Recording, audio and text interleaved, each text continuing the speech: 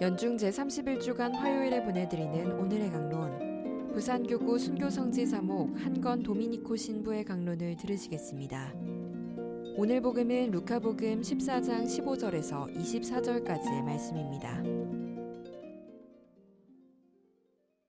그때에 예수님과 함께 식탁에 앉아있던 이들 가운데 어떤 사람이 그분께 하느님의 나라에서 음식을 먹게 될 사람은 행복합니다 하고 말하였다. 그러자 예수님께서 그에게 이르셨다. 어떤 사람이 큰 잔치를 베풀고 많은 사람을 초대하였다. 그리고 잔치 시간이 되자 종을 보내어 초대받은 이들에게 이제 준비가 되었으니 오십시오 하고 전하게 하였다. 그런데 그들은 모두 하나같이 양해를 구하기 시작하였다. 첫째 사람은 내가 밭을 샀는데 나가서 그것을 보아야 하오. 부디 양해해 주시오 하고 그에게 말하였다. 다른 사람은 내가 기리소 5쌍을 샀는데 그것들을 부려버리고 가는 길이오. 부디 양해해 주시오 하였다. 또 다른 사람은 나는 방금 장가를 들어서 그러니 갈 수가 없다고 하였다.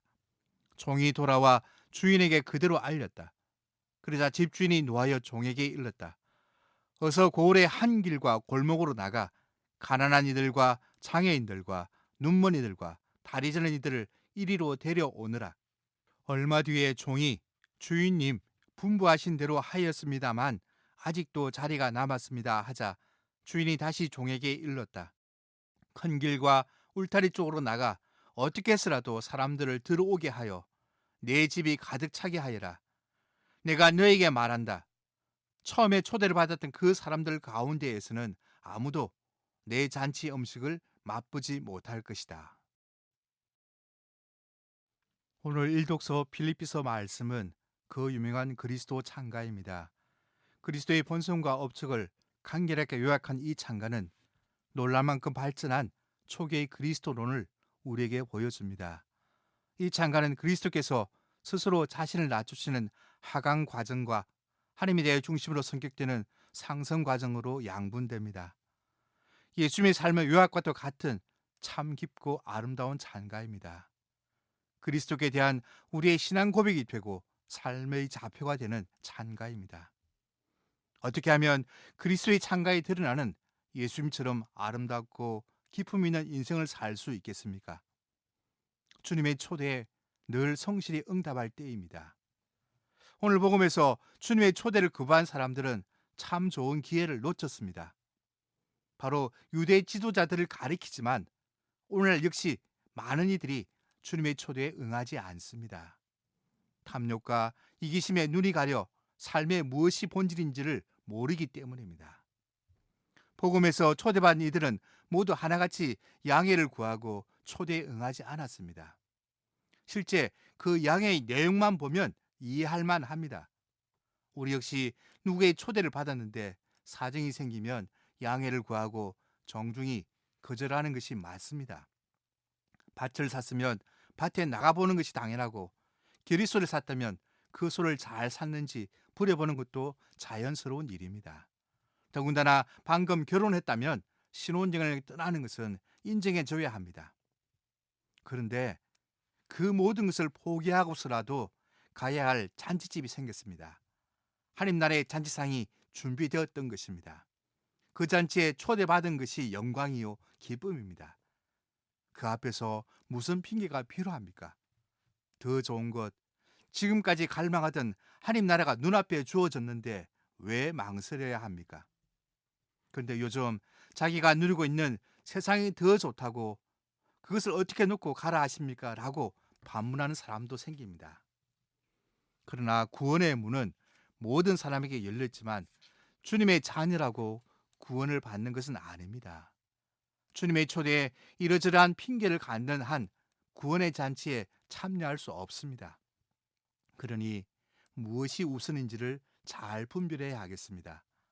하나님을 먼저 선택하면 나머지는 다 채워지게 마련입니다.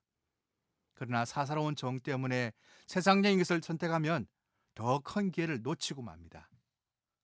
주님께서도 분명히 말씀하셨습니다. 처음에 초대를 받았던 그 사람들 가운데 아무도 내 잔치 음식을 맛보지 못할 것이다.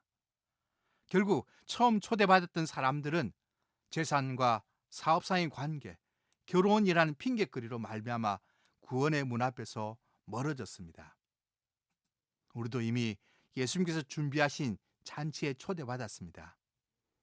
그런데 그 잔치에서 예수님께서 마련하신 음식을 먹지 않고 세상이 유혹하는 달콤한 향기와 만나는 음식을 먹으려고 합니다. 그렇지만 우리에게 신앙을 전해준 순교자들은 그러하지 않았습니다. 주님께서 마련하신 잔치에 참여하면 역적 죄인 취급을 받아 결국에는 죽을 수 있다는 것을 알면서도 잔치에 참석했습니다. 고향의 친척들과 함께하는 편안한 삶을 포기하고 깊은 산골 교촌에서 추위와 기아의 고통을 이겨내며 주님을 섬겼습니다.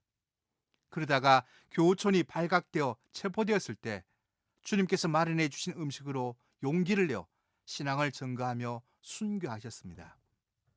순교자들의 후손인 우리 역시 나에게 어떠한 상황이 닥치더라도 주님의 초대에 응하며 주님의 말씀을 듣고 순종하는 행복한 신앙인으로 주님 나라의 잔치 음식을 먹어야 할 것입니다. 주님의 잔치 초대는 오늘도 계속됩니다. 순교자들처럼 어려움 속에서도 주님의 잔치에 참여하여 주님의 말씀으로 파스카의 삶을 살아갈 때 비로소 일독서의 그리스도의 찬가에 나오는 예수님처럼 순교자들처럼 아름답고 기품 있는 신앙의 삶을 살 수 있을 것입니다. 아멘. 지금까지 부산교구 순교성지사목 한건 도미니코 신부의 강론을 들으셨습니다. 오늘의 강론은 매일 오전 11시 순교자들의 신앙을 본받아 미사를 봉헌하는 오륜대 순교자 성지와 함께합니다.